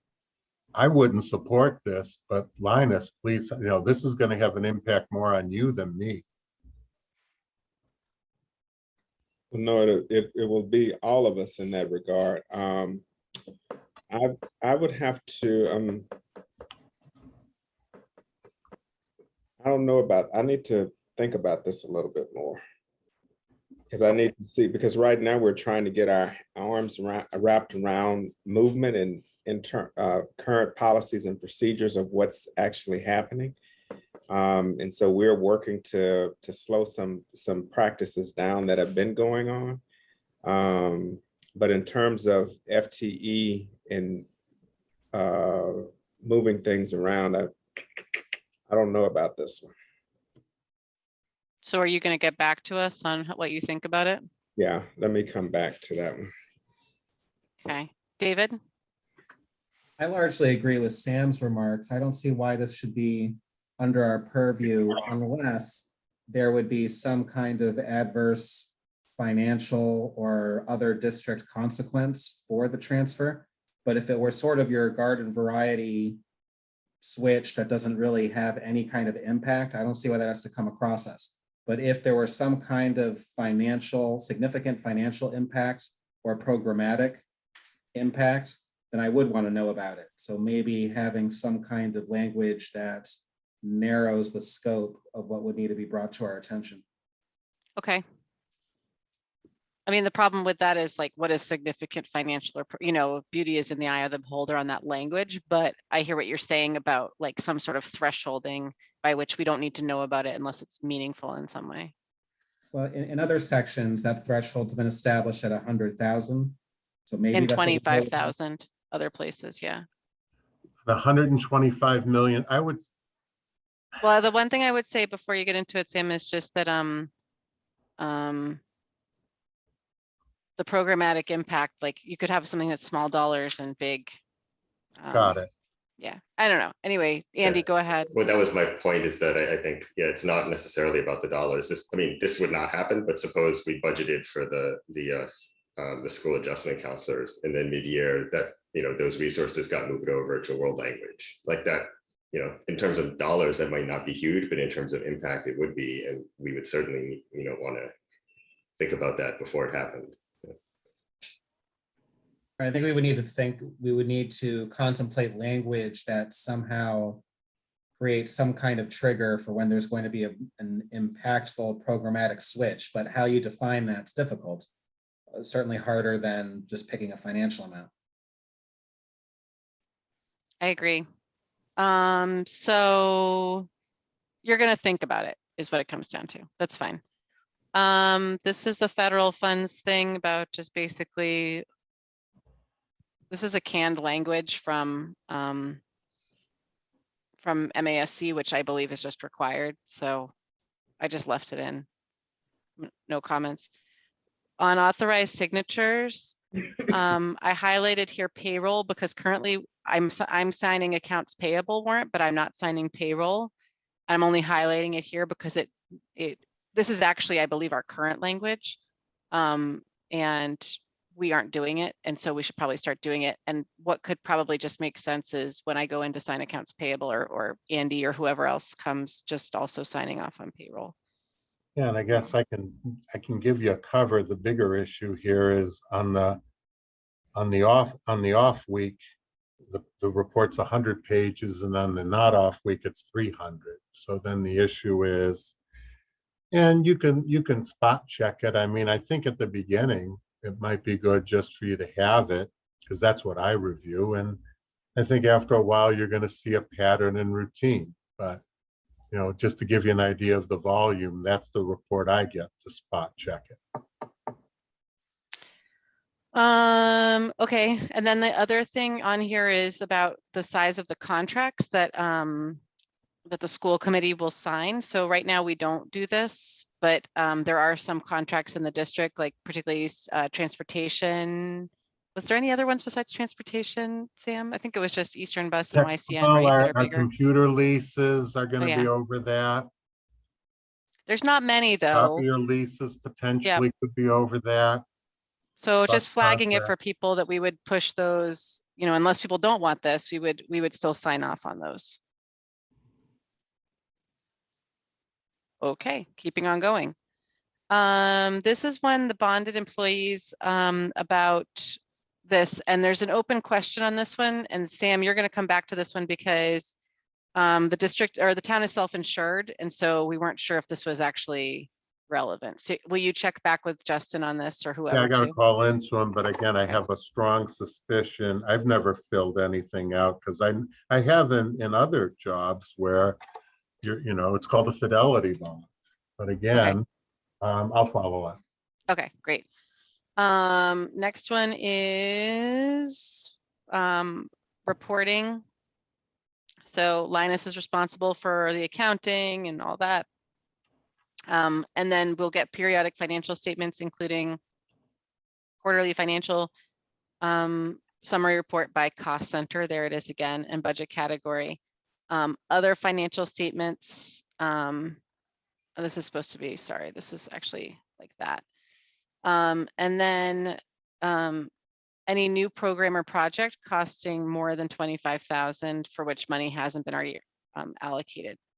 Now it's interesting because this, when you look at this wording, and just thinking about what we were talking about, where is it here? Like, you know, that is a threshold, right, of 25,000 in that one. Yeah. So maybe we want to think about, again, the 25,000 being a threshold. What do people think about that here? 25,000 isn't going to get you much of a program. So I guess the risk, I see what you're saying, dollar amount doesn't matter if it's a program that's antithetical to what the vision, what the values are. But 25 grand is at this place will get you a 0.2 FTE, maybe a 0.25 or some stuff.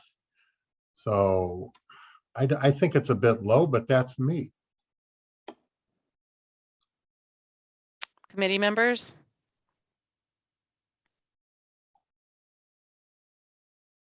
Does anyone care how much that dollar amount is?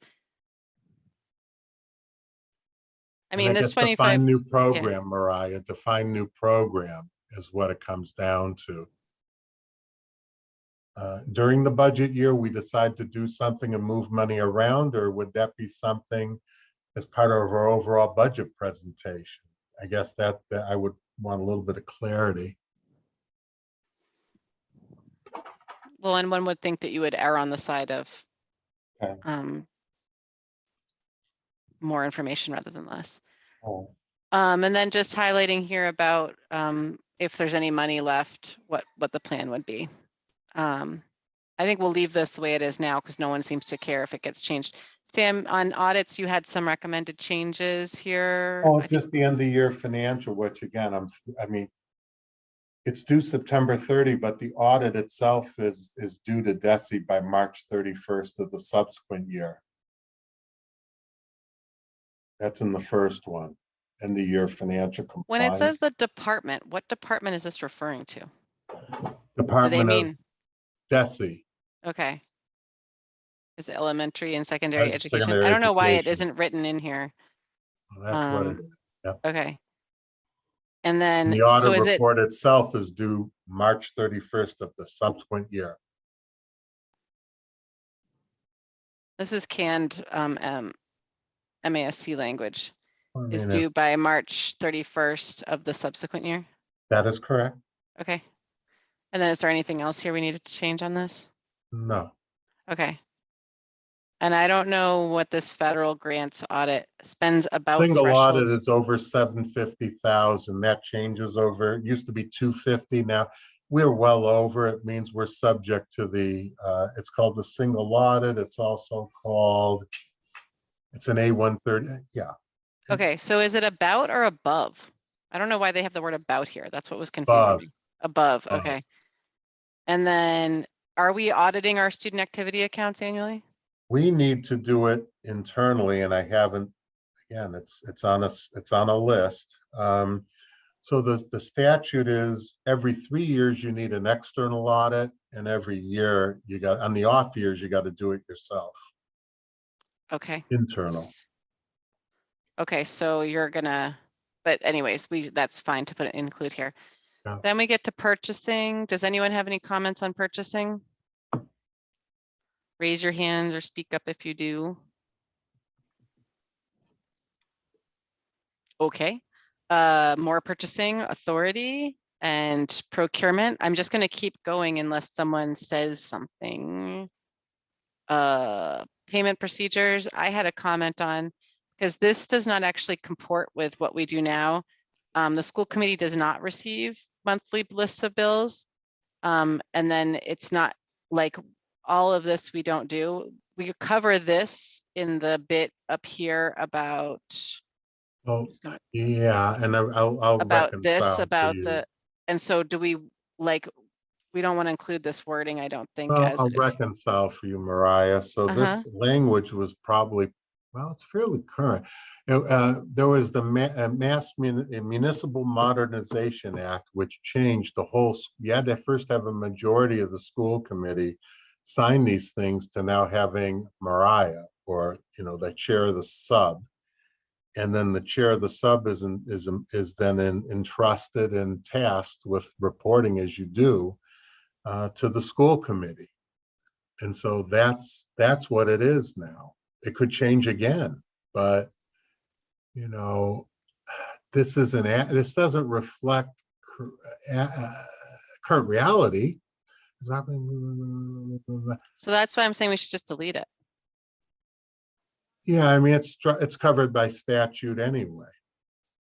Okay, I'm deleting it. Expense reimbursements, there's one little edit here that just has to do with something that Sam and Linus and David and I discussed the other day, which is basically that the default for mileage is the IRS standard That's rate, right. unless the committee approves something else. Yep, that's good. Yep. Any comments from the committee? I'm going to keep, and that's the end. We are just at some other policies that I flagged. There are some which I think we would get to once I want us to get through D first, like, and actually have it refreshed for the first time in 40 years before we go back and deal with these other things. There are some other sections from our old proposal. Mariah, yeah, go ahead. Sorry, I was waiting for 15 and then, so the section. okay, let me go back to 'cause it 15. got no, because it's not, it must be renumbered. It was just under purchasing. That was the title. So it must be numbered differently than the document that I was looking at. Oh, there it That is. would be No, strange. no, down, I think now, maybe 11 or 12. It's a comment I want us to think about. It's not a specific edit, but in the version, I was working, like I said, off of the edited document that you shared with us. Yeah. And that was the document I was working off and making. This should be edits. exactly the same as that. I'm Okay, surprised there's so- different numbers, but go Okay, ahead. perfect. So there was some wording around sustainability. Well, I'm putting in my own 2 cents about sustainability goals. There was some language around. I'm trying to see if I can find it in here. There's some wording at the very end about pesticides and cleaning products. Yes. And that's in number 17, which is very here at the, like, this was our current sections, which didn't have a natural spot here. And we have a new environmental policy, a pesticides policy, which I thought this should actually go into. But it was in the document, the draft I was looking at, it was somehow, it was worked into the purchasing section about. It might have been that it was like, because I might have done a move, like, and it maybe was still there as a move in its old place, as opposed to a new place, maybe. Yeah, this whole piece that you're highlighting here, the environmental friendly cleaning products, wasn't inserted into it. It was like one line or a piece of a line that just said, including thinking about purchasing like Energy Star products under purchasing. It was in the purchasing section. Oh yeah, that is under, hold on, let me Yes. find that. Hold on. Energy, Yeah, yes, there there's it one is. So line to right here under promote- 11. Yep. To promote environmentally sustainable purchasing practices such as high efficiency equipment and appliances. And so I just wanted us to think, if we're going to put language like that in, how we might also think about wording around sustainability goals and not just, I wasn't trying to think about pesticides in particular and trying to bring that. I don't know if this is a natural place to bring the pesticide or, green product or environmentally friendly products into this piece, but I was thinking more globally about our sustainability goals and our environmentally friendly goals. And I was just trying to think about how we might incorporate those pieces into this part of the policy to encourage adherence to or alignment with our policies. Does that make sense? It does, and I was thinking, so we need to clean up, like, there is the environmental pesticides policy here, and then do we want to add in cross references to other policies that we have? Right. So I was Like how thinking much, you know what I mean? Rather than trying to build it into this one particularly, like, do we cross reference? You know what I mean? Yeah, I was thinking a little cross pollination, maybe, or a little cross reference, like see also, and I don't know. I just, when I read that, I was like, ooh, that's a good point. Like when we're purchasing and we're thinking about that, we need to be mindful. And the more times we can remind ourselves of the connections, I don't know, that would be helpful for me. But so that was just a thought. I don't have specific language that I'm looking to work in, but when I read that, it made some connections in my mind for me. I'm gonna put a comment in on that.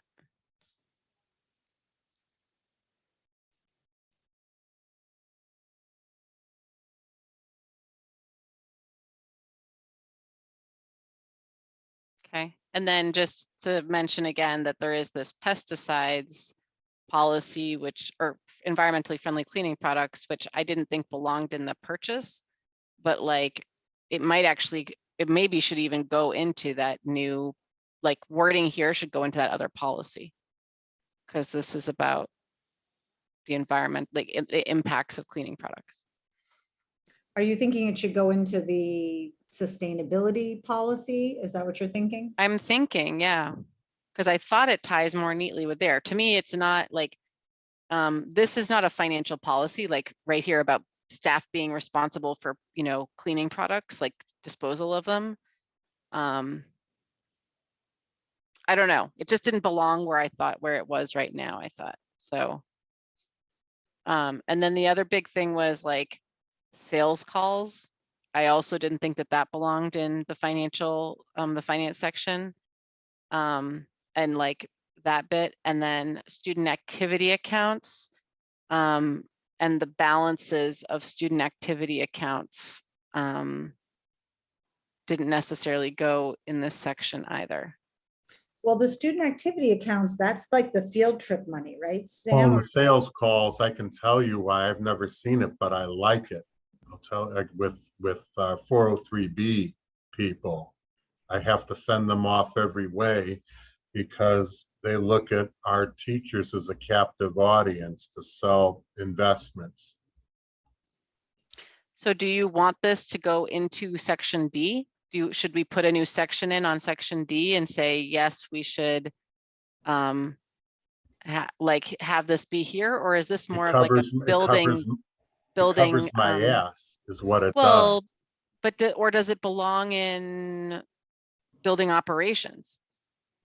It can go there. I guess it doesn't cost us any money. The issue is, and they look to go in under the guise of, they want to put in flyers. They want to buttonhole teachers. They want to Yeah, provide sure. No, everyone gets it. seminars. But where does it go? Okay. Do you want it to stay in D? We can leave it in there if you all want it there.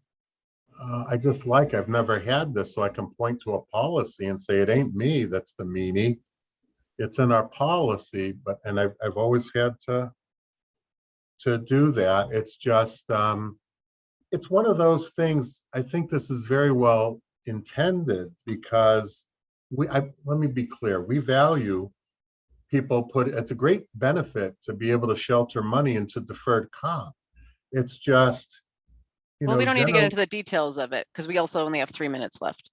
But I mean, I can go either way. I mean, I guess less is more, but it's just funny. I've never seen language like this, and it is an issue. It's been in every David, district. would you be willing to put this in somewhere else other than finance? I mean, we could basically just have it word for word somewhere else. I think that'd be fine to go somewhere else, yes. Okay. And then student activity accounts. I'm not sure where this would even go, but we could do another one. And then the question in my mind too was, are these even the right balances for them? I don't know if these are the current balances or what. Oh, for student activities, yes. They strike me as a little bit low, just because, what is it? You know, depending on the amount of that, especially the high school, but I guess right now the high school is under review for process, but let me revisit and get back to you. But my initial look is these strike me as a little bit low. Okay. Okay, we're at time. We made it all the way through. Bravo to everybody. Andy, go ahead. Yeah, if we're done going through the text, can I ask, so this is docketed for a first reading at tomorrow's full school committee meeting. So I don't know, is it possible to do a first reading with it in this condition? I mean, it doesn't look like there's going to be anything controversial to resolve, right? It's a matter of technicalities. So can we bring it forward for a first reading just to move the process along so that this doesn't drag into the fall? I wouldn't object to moving it along, but I do think that it's going to move into the fall in the sense that I'm not sure when we would do the second read, maybe the July 6th meeting, maybe there's some other meeting. But there is some work that we need central office to complete in terms of getting back to us with some questions we asked. So I don't know what kind of turnaround time they would need. So, but we can do a first reading tomorrow anyway, so that the next time it goes to full school committee, we can pass it. I would think so. Okay, great.